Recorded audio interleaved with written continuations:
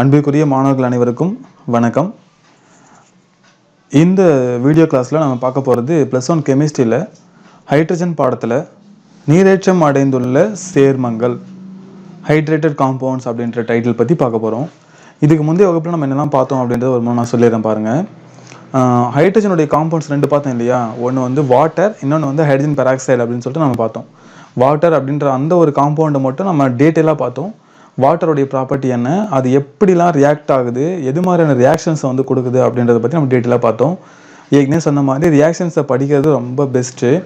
Suppose ரொம்ப கஷ்டமாக இருக்குது, ஈக்குவேஷன்ஸ்லாம் எங்களால் ஃபார்ம் பண்ண முடியல அப்படின்னா அட்லீஸ்ட்டு எது கூட ரியாக்ட் ஆகிட்டு என்ன ப்ராடக்டை கொடுக்குது அப்படின்றதையாவது ஞாபகம் வச்சுக்கணும். ஏன்னா அதுக்கு மட்டுமே உங்களுக்கு 1 மார்க் கொடுத்துருவாங்க. சப்போஸ் ஒரு 3 மார்க்கில் கேட்குறாங்க அப்படின்னா ஈக்குவேஷன் உங்களால் எழுத முடியல அப்படின்ற பட்சத்தில் வெறும்னே நீங்கள் வந்து என்ன ப்ராடக்ட் அப்படின்றத மட்டும் நீங்கள் எழுதுறீங்க அப்படின்னா மட்டும் உங்களுக்கு 1 மார்க் கிடைக்கும். இதுதான் நம்ம லாஸ்ட்டு வீடியோ கிளாஸில் பார்த்தோம்.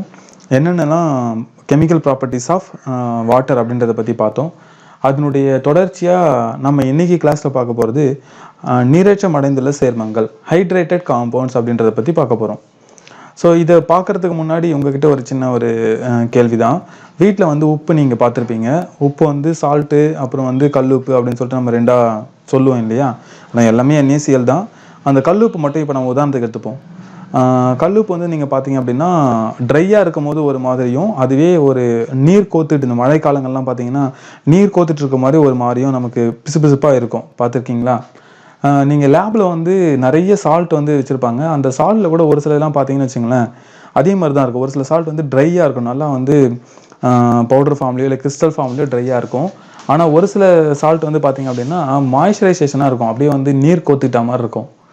அது மாதிரியான ஒரு விஷயத்தை பற்றி தான் இன்றைக்கி நம்ம இந்த வீடியோ கிளாஸில் பார்க்க போகிறோம். நீரேற்றம் அடைந்துள்ள சேர்மங்கள் அப்படின்றத பற்றி பார்க்க போகிறோம். இதுக்கு வந்து விளக்கம் நம்ம புக்கில் வந்து இதான் கொடுத்துருக்காங்க பாருங்கள். அதாவது உப்பு கரைசல்களை படிகமாக்கும் போது அப்போ கிடைக்கிற படிகங்கள் வந்து நீரேறிய நிலையில் இருக்குது அப்படின்ற ஒரு விஷயத்த சொல்லியிருக்காங்க பாருங்களேன். இப்போ அதே உப்பையே நம்ம எடுத்துப்போம், வீட்டில் இருக்க உப்பையே நம்ம எடுத்துப்போம். நீங்கள் வந்து பார்த்துருப்பீங்க உப்பு எப்படி தயாரிக்கிறாங்க அப்படின்றத. கடல் நீரை வந்து உப்பளங்களில் போட்டு சூரிய வெளிச்சத்தில் ட்ரை பண்ணுவாங்க. அப்போ என்ன ஆகும் அப்படின்னா நமக்கு கிறிஸ்டல்ஸ் வந்து ஃபார்ம் ஆகும். அப்போது அதுக்கு முன்னாடி அது உப்பு கரைசலாக இருந்துச்சு இல்லையா? அதை படிகமாக்குறாங்க, ட்ரை பண்ணி படிகமாக்குறாங்க. அப்போ படிகங்கள் வரும்போது என்ன ஆகுது அப்படின்னா அந்த படிகங்களுடைய அணிக்கோவை இடைவெளிகளில் நீரானது சேர்ந்துருக்கு. அது என்ன சார் அணிக்கோவை இடைவெளிகள்? இங்கே ஒரு வார்த்தைலாம் கொடுத்துருக்காங்க பாருங்கள், அணிக்கோவின் இடைவெளியெல்லாம் கொடுத்துறாங்க பாருங்கள். அணிக்கோவின் இடைவெளினா என்ன அப்படின்னு சொல்லிட்டு நீங்கள் கேட்கலாம். திடநிலைமைன்னு சொல்லிட்டு ஒரு பாடம் வந்து +2ல் இருக்குது. அதில் அந்த விஷயங்களை பற்றி நான் தெளிவாக சொல்லுவேன் உங்களுக்கு. பட் இருந்தாலும் இப்போ நீங்கள் தெரிஞ்சு வச்சிங்க, உங்களுக்கு தெரியும் திடப்பொருள் எல்லாமே ரொம்ப கிட்ட நெருங்கி அமைந்த அணுக்களால் ஆனது அப்படின்னு சொல்லிட்டு நீங்கள் வந்து படிச்சிருப்பீங்க சின்ன கிளாஸில். ஆட்டம்ஸ் எல்லாமே ரொம்ப காம்பேக்டாக வந்து பேக் ஆகிருக்கும் அப்படின்னு சொல்லிட்டு நீங்கள் படிச்சிருப்பீங்க. என்ன தான் காம்பேக்டாக பேக் ஆகிருந்தாலும் அதில் சின்ன கேப் வந்து இருக்கும், சின்ன கேப் வந்து இருக்கும். இப்போதைக்கு அந்த கேப் தான் நீங்கள் அணிக்கோவை இடைவெளின்னு சொல்லிட்டு ஞாபகம் வச்சிங்களேன். ஓகே, அந்த கிறிஸ்டல் லேட்டிஸ்ன்னு சொல்லிட்டு இங்கிலீஷில் சொல்லுவாங்க. அணிக்கோவை இடைவெளினா கிறிஸ்டல் லேட்டிஸ்ன்னு சொல்லுவாங்க. அந்த இடைவெளியில் போயிட்டு வாட்டர் மாலிகுல் சேர்ந்து கம்பைன் ஆகிட்டு இருந்துச்சுன்னா அதுதான் நம்ம என்னென்னு சொல்கிறோம் அப்படின்னா நீரேற்றம் அடைந்துள்ள சேர்மங்கள்னு சொல்கிறோம். இதுதான் வரையறை. ஓகே, புக்கில் வந்து இருக்கும், பார்த்து படிச்சுக்கோங்க. எடுத்துக்காட்டு நமக்கு ஒரு 3 காம்பவுண்ட் கொடுத்துருக்காங்க. நீ ஏதாவது ஒன்று ஞாபகம் வச்சிங்க போதும். அதுக்கு பெஸ்ட்டு வந்து இதை ஞாபகம் வச்சுங்க, காப்பர் சல்ஃபேட் பென்டாஹைட்ரேட், மயில் துத்தம் அப்படின்னு சொல்லிட்டு இதை அழகான ஒரு பேரில் வந்து சொல்லுவாங்க. மயிலுடைய கழுத்து கலரில் இது இருக்கும், அந்த ப்ளூ கலரில் சூப்பராக இருக்கும். அதனால் இதுக்கு பேர் வந்து மயில் துத்தம் அப்படின்னு சொல்லிட்டு பேர். காப்பர் சல்ஃபேட் பென்டாஹைட்ரேட் அப்படின்னு சொல்லுவாங்க. இதை படிக்கும் போது எப்படி படிக்கணும் அப்படின்னா காப்பர் சல்ஃபேட், பென்டானா 5, ஹைட்ரேட்னா வாட்டர் அப்படின்னு சொல்லிட்டு அர்த்தம்.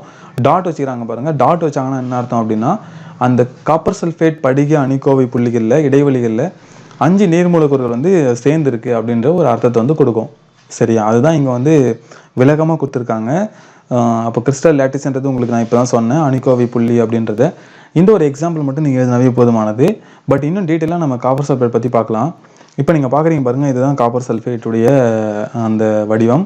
கலரு நல்லா சூப்பராக அழகாக இருக்குது பாருங்கள். பக்காவாக அந்த அவங்க சொன்ன மாதிரியே மயில் துத்தம்னு சொல்கிறதுக்கு ஏற்ற மாதிரியே அந்த மயிலுடைய கழுத்து கலர் வந்து நல்லா ப்ளூ கலரில் சூப்பராக இருக்குது பாருங்கள். இந்த ப்ளூ கலர் இருக்க காப்பர் சல்ஃபேட்டை நீங்கள் ஹீட் பண்ணுறீங்கன்னு வச்சுப்போம். ஹீட் பண்ணால் என்ன தெரியுமா ஆகும்? இதுமாதிரி ஒயிட்டாக மாறிடும். ஒயிட்டாக மாறினதுக்கப்புறம் நீங்கள் மறுபடியும் ஒரு 2 ட்ராப் நீங்கள் தண்ணி போட்டிங்க அப்படின்னா மறுபடியும் இதுமாதிரி ப்ளூவாக மாறும். பார்க்கறதே நல்லா அழகாக இருக்கும்.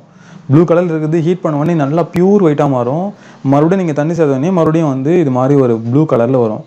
காரணம் என்ன அப்படின்னா அந்த வாட்டர் ஆனது காப்பர் சல்ஃபேட்டுடைய கிறிஸ்டல் லேட்டிஸில் அந்த இன்பிட்வீன் கேப்பில் வந்து போயிட்டு இருக்குது அப்படின்றது தான் நமக்கு வந்து சொல்கிற விஷயம். அதாவது சிம்பிளாக சொல்லட்டுமா, நிறைய காம்பவுண்ட்ஸ் வந்து பார்த்தீங்க அப்படின்னா இது மாதிரி நீரேற்றம் அடைந்துள்ள சேர்மங்களாக இருக்குது, ஹைட்ரேட்டட் காம்பவுண்ட்ஸாக இருக்குது அப்படின்னு சொல்லிட்டு சொல்லுவாங்க. அதுதான் இங்கே ஒரு பாயிண்ட்டாக கொடுத்துறாங்க. ஸ்ட்ரக்சரை வந்து கொடுத்துறாங்க பாருங்கள். காப்பர் சல்ஃபேட் பென்டாஹைட்ரைடோட ஸ்ட்ரக்சர் வந்து கொடுத்துறாங்க பாருங்கள். இதுதான் அதனுடைய ஸ்ட்ரக்சர். இங்கே ப்ளூ கலரில் இருக்குது பார்த்தீங்களா, இது வந்து காப்பர். Okay, copper. ரெட் கலரில் இருக்குது எல்லாமே ஆக்சிஜன், ஒயிட் கலர் இருக்குது ஹைட்ரஜன். இதை சிம்பிளாக சொல்லணும் அப்படின்னா இது ஒரு H2O மாலிகுல். ஒரு ரெட்டும் 2 ஒயிட் பாலும் இருக்கிற மாதிரி போட்டுருக்காங்க இல்லையா, இது வந்து ஒரு H2O. இதுவும் அதே மாதிரி ஒரு H2O, இதுவும் ஒரு H2O, இதுவும் ஒரு H2O. 4 H2O ஆயிடுச்சா, மீதி ஒரு H2O மட்டும் வெளியில் ஹைட்ரஜன் பாண்டிங்கில் இருக்கும். அதாவது இது வந்து ஒரு அணைவு சேர்மம்னு சொல்லுவாங்க. இதை பற்றியும் நம்ம வந்து +2ல் பார்க்க போகிறோம். இருந்தாலும் ஜஸ்ட்டு தெரிஞ்சு வச்சுக்கோங்க. அணைவு சேர்மங்கள்னு சொல்லுவாங்க. அந்த அணைவு சேர்மத்தில் எவ்வாறு நீர் மூலக்கூறுகள் ஈதல் சகப்பிணைப்பு மூலமாக, கோஆர்டினேட் கோவேலன்ட் பாண்ட் மூலமாக சேர்ந்து நீரேற்றம் அடைந்துள்ள சேர்மங்கள் உருவாகுதுன்றதை அந்த பாடத்தை நம்ம தெளிவாக பார்க்க போகிறோம். பட் இங்கே ஒரு சின்ன இன்ட்ரோடக்ஷனுக்காக கொடுத்துட்டாங்க, பார்த்து வச்சுக்கோங்க. எல்லோ கலர் வந்து சல்ஃபேட், SO4னு சொல்கிறேன் இல்லையா, SO4. ஸோ இங்கே பார்த்தீங்கன்னா சல்ஃபர் 4 ஆக்சிஜன் இருக்கும். அதே மாதிரி இங்கேயும் இதுதான் வந்து இந்த ஒரு பேராகிராஃபில் சொல்லியிருப்பாங்க. பெரிய பேராகிராஃப், ஈதல் பிணைப்பின் மூலம் இணைக்கப்பட்டுள்ளது. ஈதல் பிணைப்புன்னு என்னன்னு தெரியுமா? கோஆர்டினேட் கோவேலன்ட் பாண்டுன்னு சொல்லுவாங்க. ஒரு ஆட்டம் வந்து 2 எலக்ட்ரானை இன்னொரு ஆட்டம் கூட ஷேர் பண்ணி ஒரு பாண்டை ஃபார்ம் பண்ணிச்சு அப்படின்னா அது இப்போ தான் ஈதல் சகப்பிணைப்பு அப்படின்னு சொல்லிட்டு நீங்கள் சின்ன கிளாஸில் படிச்சிருப்பீங்க. பட் இருந்தாலும் இங்கேயே நான் ஒரு முறை அதை சொல்லியிருக்கேன், ஞாபகம் வச்சுக்கோங்க. இதுதான் வந்து இங்கே டயக்ராமாக புக்கில் வந்து கொடுத்துருக்காங்க. ரொம்பலாம் குழம்பாதீங்க, ஈஸியாக ஞாபகம் வச்சுக்கணும். அப்படின்னா இங்கே ஒரு சொல்லியிருக்காங்க பாருங்கள். அதாவது நீர்க்கரைசல், உப்பு நீர்க்கரைசலை படிகமாக்கும் போது அப்போ கிடைக்கிற படிகங்கள் வந்து நீரேறிய நிலையில் காணப்படுது. இதுதான் நம்ம என்னென்னு சொல்கிறோம் அப்படின்னா நீரேற்றம் அடைந்துள்ள சேர்மங்கள்னு சொல்கிறோன்னு சொல்லிட்டு ஏதாவது ஒரு எக்ஸாம்பிள் எழுதினீங்கன்னா அதுவே போதுமானது. சரியா? அதே தான் இங்கிலீஷ்லையும் கொடுத்துருப்பாங்க. Many salt crystallised from aqueous solution from hydrated crystals. These water in the hydrated salt may form coordinate bond just present in interstitial position of crystals. Interstitial பொசிஷன்னா அந்த இடைவெளியில் வந்து இருக்கிறது தான் நம்ம என்னென்னு சொல்கிறோம் அப்படின்னா இது மாதிரி சொல்கிறோம். 3 எக்ஸாம்பிள்ஸ் கொடுக்குறாங்க பாருங்கள். Barium chloride .2H2O பைஹைட்ரேட். அதே மாதிரி வந்து பார்த்திங்கன்னா இப்போ நம்ம சொன்ன இல்லையா காப்பர் சல்ஃபேட் பென்டாஹைட்ரேட். அதே மாதிரி எக்ஸ்ட்ரா ஆக்வா குரோமியம் 3 குளோரைட் அப்படின்ற கோஆர்டினேஷன் காம்ப்ளெக்ஸும் அதுக்கான ஒரு எக்ஸாம்பிள் தான் அப்படின்றத கொடுத்துருக்காங்க. ரைட்டா? ஸோ இது ஒரு முறை நல்லா படிச்சுக்கோங்க. இந்த பேராகிராஃப் படிச்சுட்டு இதில் ஏதாவது ஒரு எக்ஸாம்பிள் ஞாபகம் வச்சுங்க. இன்னும் டீட்டெயிலாக கேட்டாங்கன்னா ஒன்றா நீங்கள் இதெல்லாம் எழுதுங்க. அதாவது 5 H2O மாலிகுலில் 4 வந்து பார்த்தீங்கன்னா கோஆர்டினேட் கோவேலன்ட் பாண்டில் இருக்குது. 1 வந்து பார்த்தீங்க அப்படின்னா இன்டர் மாலிகுலர் ஹைட்ரஜன் பாண்டிங்கில் இருக்குது. அது என்ன sir inter molecular hydrogen bonding அப்படின்னு நீங்கள் கேட்கலாம். இந்த லெசன்லேயே லாஸ்ட்டாக படிக்க போகிறோம். ஓகே, இதுதான் இந்த டாப்பிக்கில் நம்ம பார்க்க வேண்டிய விஷயங்கள். இதனுடைய தொடர்ச்சியாக நான் பார்க்க போகிறது என்ன அப்படின்னா நீரினுடைய வகைகள் யாவை அப்படின்றத பற்றி பார்க்க போகிறோம். ஸோ அப்படி சிம்பிளாக கேட்டால் நீருடைய வகைகள் என்னன்னு கேட்டால் நீங்கள் நிறைய சொல்லுவீங்க இல்லையா, கிணத்து நீர், ஆறு நீர், ஏரி நீர், கடல் நீர் அப்படின்லாம் நீங்கள் சொல்லுவீங்கல்ல. ஆனால் அதெல்லாம் இல்லை. நம்ம எந்த நீராக இருந்தாலும் அது 2 வகையாக வகைப்படுத்திடலாம். வாட்டர் அப்படின்னு சொன்னாவே அது ஹார்ட் வாட்டர், தமிழில் வந்து கடின நீர், சாஃப்ட் வாட்டர், தமிழில் மென்னீர் அப்படின்னு சொல்லிட்டு 2 வகையாக பிரிச்சிடலாம். அது கிணத்து தண்ணியாக இருந்தாலும் சரி, ஆற்று தண்ணியாக இருந்தாலும் சரி, பச்சை தண்ணியாக இருந்தாலும் சரி, சுத்தண்ணியாக இருந்தாலும் சரி, எல்லா தண்ணியையும் நம்ம 2 வகைக்கு உட்படுத்திடலாம் கெமிஸ்ட்ரியாக. என்னென்ன வகை அப்படின்னா ஒன்று ஹார்ட் வாட்டர், இன்னொன்று வந்து சாஃப்ட் வாட்டர், கடின நீர், மென்னீர். ஈஸியாக உங்களுக்கு புரியுறதுக்காக இந்த எக்ஸாம்பிள் கொடுத்துருக்கேன். துணி சோப்பு அல்லது உடம்பு சோப்பு கூட எந்தெந்த தண்ணியெல்லாம் நல்ல நுரைய கட்டுதோ, நல்லா நுர வரும் பாருங்கள். மழை தண்ணியில் நீங்கள் துணி துவைச்சு பார்த்தீங்கன்னா சூப்பராக நுர வரும். அதே மாதிரி எந்தெந்த சோப்பில் அதிகமாக நுர வரலையோ, இந்த போர்வெல் வாட்டர்லாம் எடுத்து நீங்கள் துவைச்சி பார்த்தீங்கன்னு வச்சுங்களேன், நுரையே கட்டாது. அப்போ இந்த விஷயத்தை வச்சு தான் நீங்கள் வந்து இதை கிளாஸிஃபை பண்ண போகிறீங்க.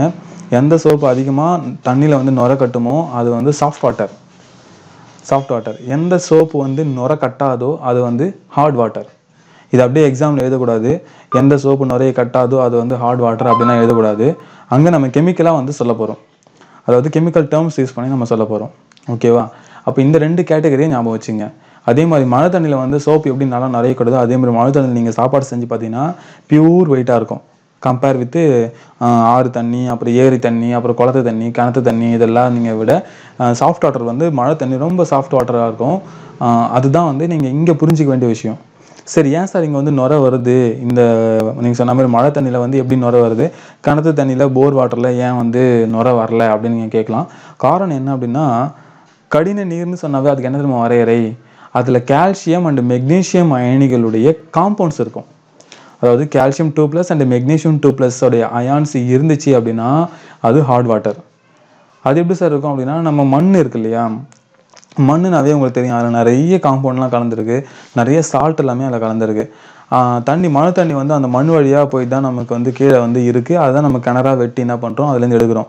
அப்படி பண்ணும்போது என்ன ஆகும் அப்படின்னா அந்த மண்ணில் இருக்க கால்சியம் 2+ அயன்ஸும் மெக்னீஷியம் 2+ அயன்ஸும் அந்த தண்ணியில் கரைஞ்சி அது கூடவே போயிடும். அந்த தண்ணி அப்படியே எடுத்து நம்ம சோப்பு கூட யூஸ் பண்ணோம் அப்படின்னா சோப் மாலிகள் கூட இந்த கால்சியம் 2+ அயான்ஸும் மெக்னீஷியம் 2+ அயான்ஸும் ரியாக்ட் ஆகிட்டு பிரிசிபிடேட் பண்ணி விட்டுரும், விழுபடிவாக்கி விட்டுரும். அதனால தான் நமக்கு சோப்பு சரியாக நுரைய கட்டாது. ஆனால் சாஃப்ட் வாட்டர்ன்றது அப்படி இல்லை. டேரெக்டாக மழை தண்ணியில் வந்து எந்த விதமான கால்சியம் 2+ அயான்ஸும் மெக்னீஷியம் 2+ அயான்ஸும் இருக்காது. அது என்ன பண்ணும் அப்படின்னா நல்லா வந்து நுரைய கொடுக்கும், சோப் வந்து சூப்பராக ரியாக்ட் பண்ணும். ஸோ இதுதான் வந்து மெயின் டிஃப்ரெண்ட்டு. ஆனால் நம்ம என்ன பண்ண போகிறோம், இன்னும் நல்லா புக்கில் வந்து எப்படி சொல்கிறாங்க அப்படின்றத பற்றி பார்க்க போகிறோம். கடின நீருக்கு என்ன வரைகிற, மென்னீருக்கு என்ன வரைகிறன்னு சொல்லிட்டு பார்க்க போகிறோம். கால்சியம் மற்றும் மெக்னீசியத்தினுடைய நீரில் கரையும் உப்புக்கள் இல்லாத நீர் மென்னீர் என அழைக்கப்படும். அதாவது கால்சியத்துடைய உப்புக்களும் மெக்னீசியத்துடைய நீரில் கரையும் உப்புக்களும் இல்லை அப்படின்னா அது சாஃப்ட் வாட்டர், மென்னீர்னு சொல்கிறோம். ஹார்ட் வாட்டர்னா அப்படியே இதை மாற்றிக்கிங்க. கால்சியம் மற்றும் மெக்னீசியத்தினுடைய நீரில் கரையும் உப்புக்களை பெற்றுள்ள நீர் கடின நீர், அதாவது ஹார்ட் வாட்டர் அப்படின்னு சொல்கிறேன்னு சொல்லிட்டு நீங்கள் இங்கே வந்து நல்லா அதை மார்க் பண்ணிக்கலாம். அதே மாதிரி அதுக்கப்புறம் இங்கிலீஷில் வந்து பார்த்தீங்கன்னா hard water contains high amounts of mineral ions. The most commons ion found in hard waters are the soluble metals cations such as magnesium and calcium. மெக்னீசியத்துடைய காம்பவுண்ட்ஸும் கால்சியத்துடைய காம்பவுண்ட் காம்பவுண்ட்னா சால்ட்டுங்க. அந்த சால்ட் வந்து நல்லா ஒரு வாட்டர் சால்யூபிளாக இருந்துச்சு அப்படின்னா அதில் மெட்டல் கேட்டயான்ஸ் வந்து ப்ரொடியூஸ் ஆகும், Mg2+, Ca2+. அப்படி இருந்துச்சுன்னா அந்த வாட்டர் வந்து ஹார்ட் வாட்டர்னு சொல்கிறோம். சிம்பிளாக சொல்லிட்டோம். மறுபடியும் கால்சியம் 2+, மெக்னீஷியம் 2+ இல்லைன்னா அது சாஃப்ட் வாட்டரு, அது இருந்தால் அது ஹார்ட் வாட்டரு. இது புரிஞ்சிச்சா உங்களுக்கு? சரி, இதனுடைய தொடர்ச்சியாக நம்ம என்ன பண்ண போகிறோம் அப்படின்னா கடின நீரை எடுத்துக்கிட்டு அதில் கடினத்தன்மைன்னு ஒன்று இருக்குது இல்லையா, அது நம்ம ரெண்டாக பிரிக்க போகிறோம். ஏன்னா நமக்கு வந்து சோப்பு கூட வந்து சரியாக ரியாக்ட் ஆகலை அப்படின்னா அந்த தண்ணி நம்ம யூஸ் பண்ணவே முடியாது இல்லையா, நமக்கு ரொம்ப லாஸ் ஆகும். ஆனால் நம்ம என்ன பண்ணால் அந்த ஹார்ட் வாட்டரை சாஃப்ட் வாட்டராக நம்ம மாற்றலாம். அதுக்கு என்ன பண்ணணும், முதல்ல இந்த விஷயத்தை நீங்கள் தெரிஞ்சுக்கணும். தற்காலிக கடினத்தன்மைன்னு ஒன்று இருக்குது, நிரந்தர கடினத்தன்மைன்னு ஒன்று இருக்குது. டெம்பரவரி ஹார்ட்னஸ், அப்புறம் வந்து பார்த்தீங்கன்னா பர்மனன்ட் ஹார்ட்னஸ் அப்படின்னு சொல்லிட்டு நமக்கு 2 இருக்குது. டெம்பரவரி ஹார்ட்னஸ்னால் அது ஜஸ்ட் நீங்கள் ஹீட் பண்ணாவே போயிடும். கிளார்க் மெத்தடில் வந்து டக்குன்னு அதை போக வச்சிடலாம். இந்த மெத்தட்லாம் பற்றி நம்ம அடுத்த கிளாஸில் பார்க்க போகிறோம். இதே வந்து பர்மனன்ட் ஹார்ட்னஸ் அப்படின்னா அதுக்கு வேறு மெத்தட் இருக்குது. ஸோ இதை பற்றி நம்ம அடுத்த வகுப்பில் தெளிவாக பார்க்கலாம். இது வரைக்கும் சொன்னது எல்லாத்தையும் நல்லா படித்து ஞாபகம் வச்சுக்கோங்க. நன்றி, வணக்கம்.